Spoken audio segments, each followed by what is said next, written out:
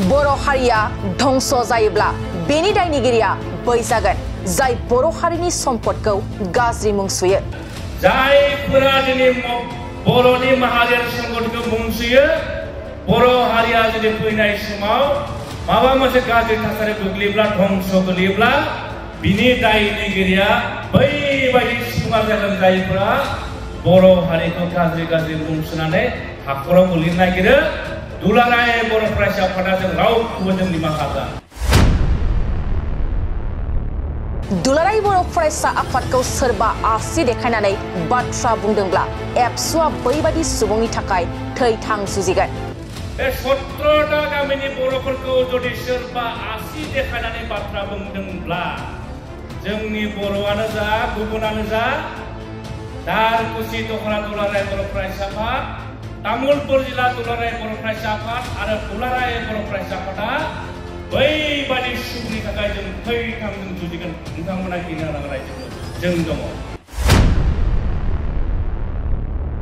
North इस्टआव बयनिख्रुइ साबसिन फरायसा आफाद होनोब्ला दुलाराय बर' फरायसा आफादानो।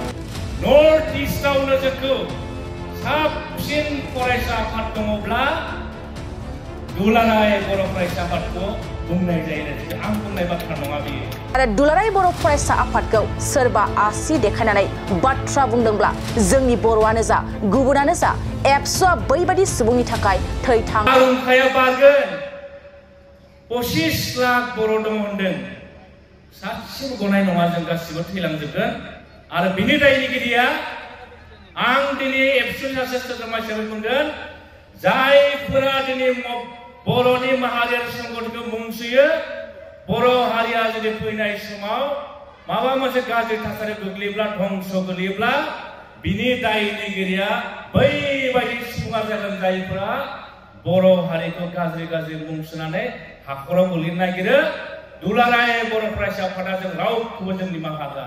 मानोना 17टा गामिनि रायजोआ बे दारकुसि ओनसोलाव जेसेबां जुग रायजो जागोन बै समसिम दारकुसि दखरा दुलाराय बर' फरायसा आफादाबो थांनानै थागोन रायजोफोर। मानोना जों जाबाय नोंथांमोननि मोनसे फरायसा आफाद। आरो दिनै आं बुंगोन, बे 17टा गामिनि बर'फोरखौ जुदि सोरबा आसि देखायनानै बाथ्रा बुंदोंब्ला जोंनि बर'आनो जा गुबुनानो जा दारकुसि दखना दुलाराय बर' फरायसा आफाद, तामुलपुर जिल्ला दुलाराय बर' फरायसा आफाद आरो दुलाराय बर' फरायसा आफादा बैबादि सुबुंनि थाखाय जों थै-थां जुजिगोन। नोंथांमोना गिनो नाङा, रायजोफोर जों दङ। मानोना दुलाराय बर' फरायसा आफादा 57 इयार्स जाबाय। मुगानि आगदारि बानेश्वर बसुमतारिया आफादगिरि जाजेननायनिफ्राय, गाहाय नेहाथारि कनकेसन नार्जारिया गाहाय नेहाथारि जाजेननायनिफ्राय नोंथांमोननि अननायाव देग्लाय 57 इयार्स। खम बाथ्रा नङा रायजोफोर, बियो गल्डेन जुबलि जालांबाय जोङो। आरो आथिखालाव आं दुगागोनसो नोंथांमोनखौ लानानै नर्थ इस्टआवनो जोंखौ साबसिन फरायसा आफाद दङब्ला दुलाराय बर' फरायसा आफादखौ बुंनाय जायो। आं बुंनाय बाथ्रा नङा बेयो। मिनिस्ट्रि अफ होम एफेयार्स इन्डियानि होम मिनिस्ट्रिनिफ्राय जोंनाव मेसेज फैदों, जायनि थाखाय दाख्लै नरेन्द्र मदिया दाख्लै 15 नभेम्बराव दुलाराय बर' फरायसा आफाद, बर' थुनलाइ आफाद, दुलाराय बर' हारिमु आफाद आरो गान्धी हिन्दुस्तानी साहित्य सभा निउ दिल्लीनि दाख्लै बिथाङा जोंनि हाबाफारिफोरजों गोसोआवनो मोनदों रायजोफोर। 2020 मायथाइनि 23 जानुवारि मोनसे सुक्ति जालांबाय। बे सुक्तिखौ लानानैबो सम जोंनि गेजेराव जोंखौनो जोंनि थैनि सोमोन्दो गोनां मानसिफ्रानो रायजो राजानि गेजेराव फैनानै गुलुं गुजुं खालामबाय थायो रायजोफोर। इलेक्सन मोनफैबा सम जाब्ला नोंथांमोननि गेजेराव फैगोन, दारकुसियाव फैगोन। मानो बिदि जादों खालाय? मा खालामनो नागिरदों एबसुखौ? बर' थुनलाइ आफादखौ मा खालामनो नागिरदों? दुलाराय बर' हारिमु आफादखौ मा खालामनो नागिरदों? गाबोन समफोर जुदि दारकुसि दखरा दुलाराय बर' फरायसा आफादखौ जुदि सानफ्रोमबो गाज्रि बुङोब्ला बे दखरा आफादा बेवहाय दङ।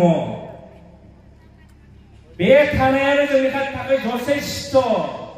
बेयाव जुदि जोंनि लाइमोन सेंग्रा सिख्लाफ्रा खामानि मावफैयाब्ला गामि 17टा गामिया जुदि खैफोदाव गोग्लैयोब्ला सोर बाथ्रा बुंनो रायजोखौ जोंहा माखासे बर' बिजोङाव फोरोंनो थिसननांगौ फरायसाफोरखौ सम बायदि लेखा फोरोंनांगौ जोङो कुइसन पेपार माब्ला मा जायो जोंना गोरोन्थि जायो बेफोर बाथ्राखौ सोर बुंगोन एबसुआ बुङाब्ला बर' थुनलाइ आफादा बुङाब्ला माहारि आफादा बुङाब्ला सोर बुंगोन जोंनि एखमब्ला आबेगिक जायो आं दिनै स्पष्ट बुंगोन जायफोरा जोंखौ मुं सोयो जायफोरा जोंखौ अखानायब्लानो नायो जों रावखौबो गाज्रि मोना मानोना बिमा बिफाया फिसालाखौ रायो मानि थाखाय फिसालाया भुल खालामोब्ला बिमा बिफाया रायजोखौहाय मोजां जाथोंनानै रायो जोंबो सानो जायफोरा जोंखौ दुसियो क्रिटिसाइज खालामो जों बिथांमोनखौ जोङो मब्लाबो रायफेराखै नाथाय